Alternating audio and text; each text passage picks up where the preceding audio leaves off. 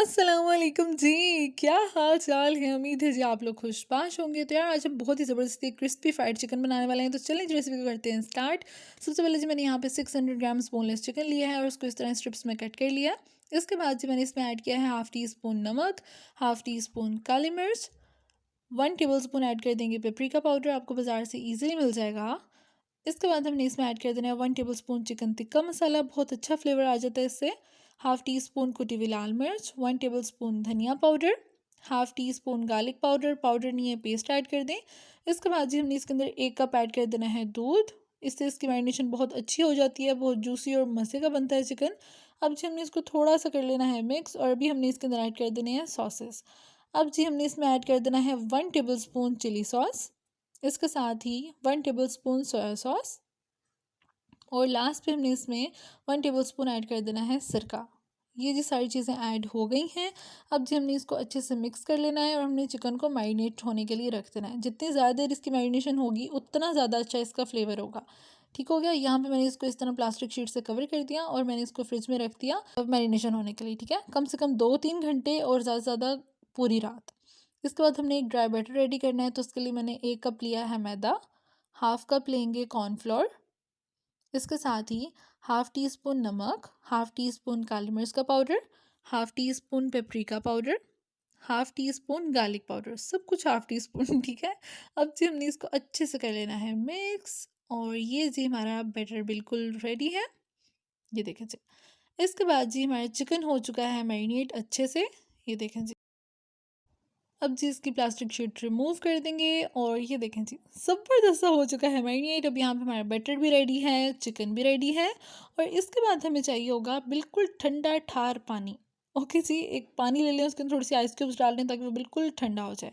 अब हमने चिकन को सबसे पहले कोट करना है इस ड्राई इंग्रेडिएंट्स के अंदर जो हमने बटर रेडी करके रखा है और ऐड करने के बाद हमने इसको इस तरह से प्रेस करना है ताकि इसके ऊपर जो कोटिंग है वो अच्छे से हो जाए। ये देखिए जी, इस तरह से अच्छे से हमने इसको कोट कर लेना है और कोट करने के बाद हमने इसको ठंडे पानी में ऐड करना है। ये देखें जी, 2-3 सेकंड के लिए हम इसको डिप होने के लिए रख देंगे।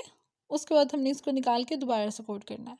तो ये देखें जी, अब जी हम इसको निकालेंगे और इसको दोबारा से हमने उसी के अंदर कोट कर लेना है। ये देखें जी, ये देखिए जी, इस तरह से अब हमने इसको प्रेस कर लेना है। यार बच्चे तो केएफसी वगैरह के फ़ैन हैं भाई। 1-2 दिन हो जाए वो केएफसी ना खाएँ तो उनको लगता है शायद वो ज़िंदगी में है ही नहीं है और दुनिया से गायब हो चुके हैं। तो उनको केएफसी खाना है भाई। जब पूछ लो क्या खाना है तो भाई केएफसी मंगवा दें, ज़िंगर मंगवा दें।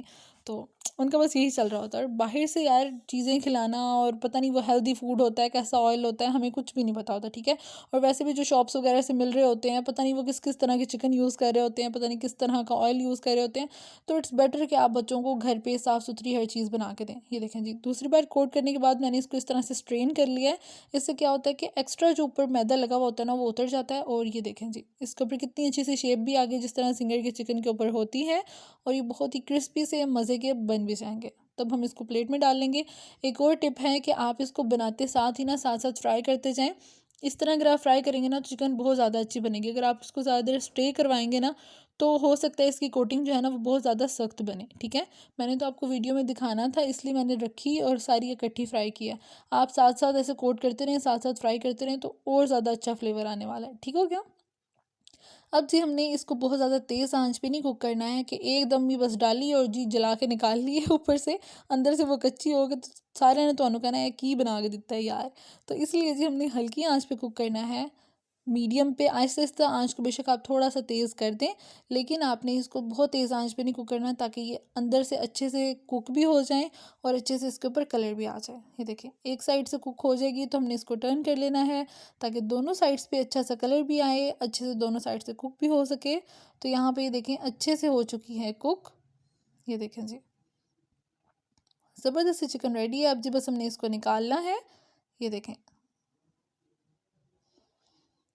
ये जी अब हम इसको निकाल लेंगे और निकालना है तो आपने इसको ज़रा ना किसी पेपर टॉवल वगैरह पे निकालें ताकि जिसका एक्स्ट्रा ऑयल है वो एब्जॉर्ब हो जाए। तो इस तरह बहुत ज़्यादा ऑयली भी नहीं लगेगी आपको चिकन। आप इसको इस तरह भी जो है वो सर्व कर सकते हैं, केचप वगैरह के साथ सर्व करें। आप इसको किसी चटनी वगैरह के साथ सर्व कर सकते हैं, पराठा रोल में बना सकते हैं, शवरमा ब्रेड होती है उसके अंदर आप इसको ऐड करें, थोड़े से खीरे वगैरह रखें तो शवरमा आपका रेडी हो जाएगा, जिंगर शवरमा। तो बहुत सारी वेरिएशंस है इसकी, आप कर सकते हैं। उम्मीद है आपको रेसिपी अच्छी लगी होगी, इसको ज़रूर ट्राई कीजिएगा। मुझे दीजिए इजाज़त, फ़ी अमान अल्लाह। अल्लाह हाफ़िज़।